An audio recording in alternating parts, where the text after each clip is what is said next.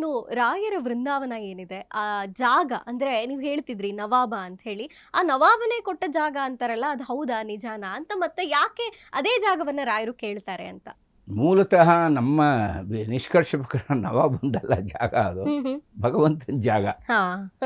ಯಾಕೆಂದರೆ ಅವರು ಆಕ್ರಮಣಕಾರರು. ಇದು ಸನಾತನ ಹಿಂದೂ ಧರ್ಮ ಭಾರತ ಒಂದು ಶ್ರೇಷ್ಠವಾದಂಥ ಭೂಮಿ ಇದು. ಹೌದು.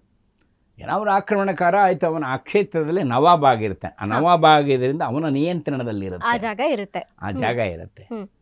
ಆಗ ಅವನು ಹೇಳ್ತಾನೆ, ತುಂಬ ಒಳ್ಳೆ ಭೂಮಿ ಕೊಡ್ತೀನಿ ನಿಮಗೆ.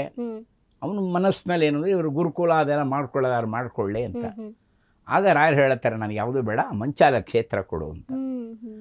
ಅವನು ಹೇಳ್ತಾನೆ, ಬೇಚವಾಬ್, ಅದರಲ್ಲಿ ಏನು ಬೆಳೆಯೋಕ್ಕಾಗಲ್ಲ, ಅದು ಭಾಳ ಖರಾಬಿ ಭೂಮಿ, ಅದನ್ನು ಯಾಕೆ ಕೇಳ್ತೀರಾ, ಬರೀ ಕಲ್ಲು ಮುಳ್ಳು ಬಂಡೆ ಇರೋವಂಥ ಜಾಗ, ಫಲವತ್ತಾದಂಥ ಭೂಮಿ ಕೊಡ್ತೀನಿ ನಿಮಗೆ ಅಂತ.